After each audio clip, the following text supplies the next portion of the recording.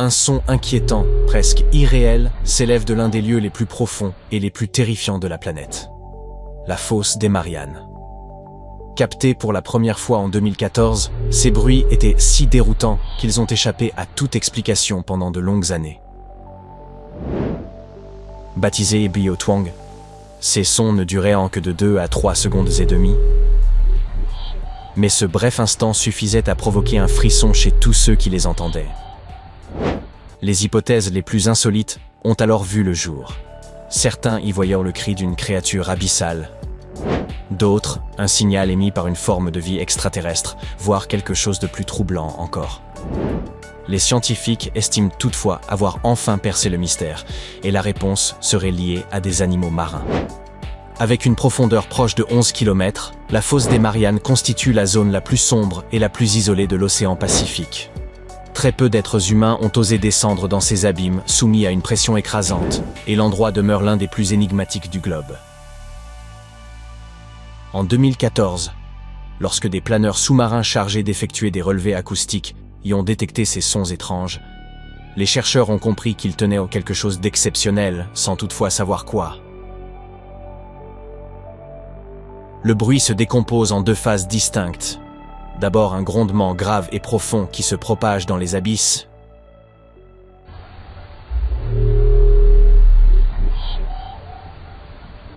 Puis une succession étrange de claquements métalliques aigus.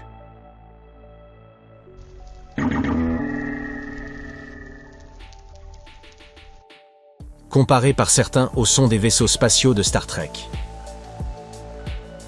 2 ans après le premier enregistrement, plusieurs scientifiques ont avancé la première hypothèse sérieuse, suggérant qu'il s'agissait probablement d'un appel émis par de grands cétacés à fanon. Cependant, ces sons paraissaient trop singuliers, trop éloignés de toute chose connue, et ne correspondaient à aucun chant de baleine répertorié.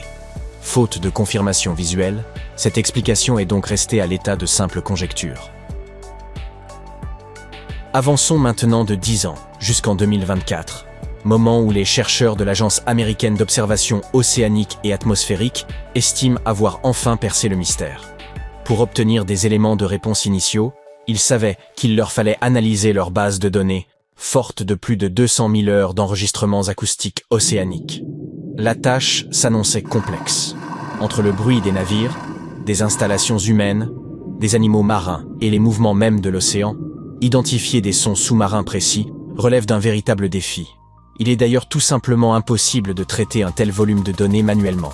La solution a donc consisté à concevoir un outil d'intelligence artificielle capable d'examiner ces enregistrements, une approche susceptible de résoudre l'énigme en quelques mois plutôt qu'en plusieurs années.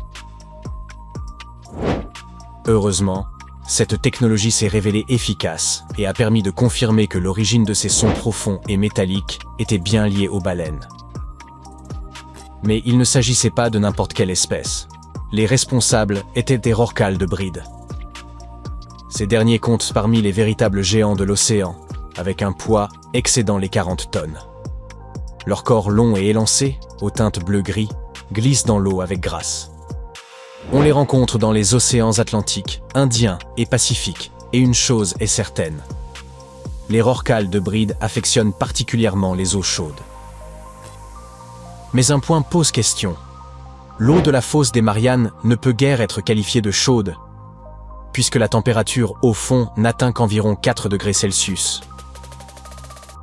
Que faisaient donc ces baleines dans un tel environnement? Les chercheurs semblent disposer d'une explication. Les données révèlent en effet un pic de son de type Biotwang en 2016, année marquée par un épisode El Niño ayant entraîné une élévation des températures océaniques, et, par conséquent, une augmentation du nombre de rorquals de bride fréquentant la zone. A l'inverse, en 2021, les enregistrements de Biotwang étaient presque inexistants. Cela s'explique aisément, puisqu'il s'agissait d'une année La Niña, caractérisée par des eaux plus froides que la normale. Il est donc cohérent que des rorquals de bride aient été présents dans la fosse des Mariannes par le passé, et surtout, qu'ils soient à l'origine de ces sons Biotwang.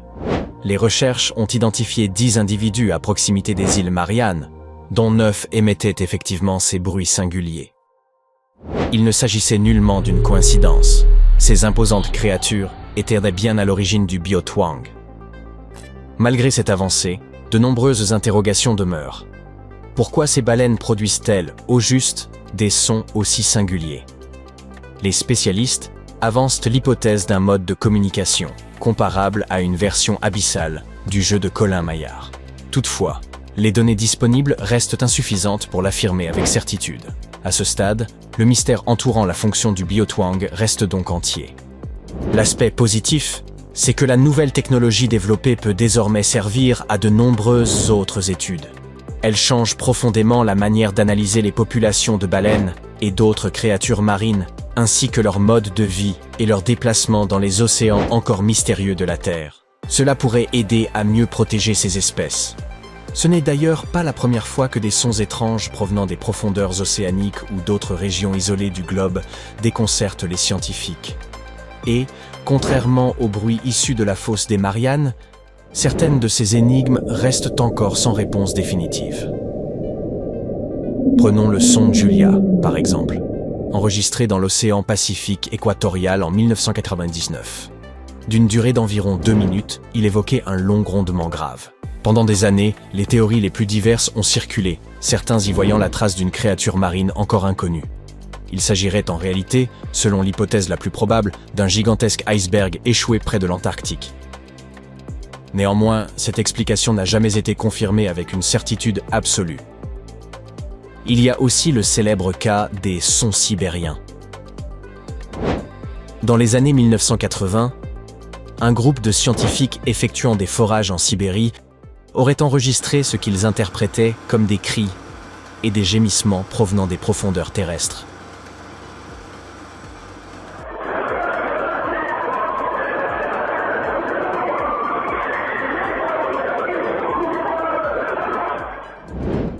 L'idée paraît invraisemblable, et pourtant, selon la légende, ces bruits étaient si troublants qu'ils ont alimenté des rumeurs évoquant l'ouverture accidentelle d'un passage vers l'outre-monde.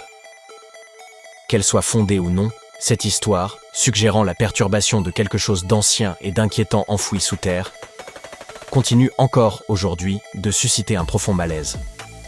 Parmi les mystères abyssaux les plus célèbres figure le bloop. Ce bruit, enregistré pour la première fois en 1997, a suscité une attention considérable. D'une intensité exceptionnelle, il compte parmi les sons sous-marins les plus puissants jamais captés. Aucun animal connu n'étant capable de produire un tel vacarme, certains ont avancé l'hypothèse d'un gigantesque monstre marin, voire d'un calmar géant. Le bloop a été détecté par un réseau de microphones sous-marins déployés dans le Pacifique, et les spécialistes estiment aujourd'hui qu'il provient probablement de cryoséisme, causé par la fracture et la dislocation de vastes icebergs. Bien que cette explication soit la plus cohérente scientifiquement, l'idée d'une créature marine colossale et inconnue continue de marquer les esprits. Un autre son qui déconcerte les scientifiques depuis des années est l'upsweep. Ce phénomène étrange résonne dans l'océan Pacifique depuis 1991. Il se caractérise par de longs balayages sonores passant régulièrement des basses aux hautes fréquences.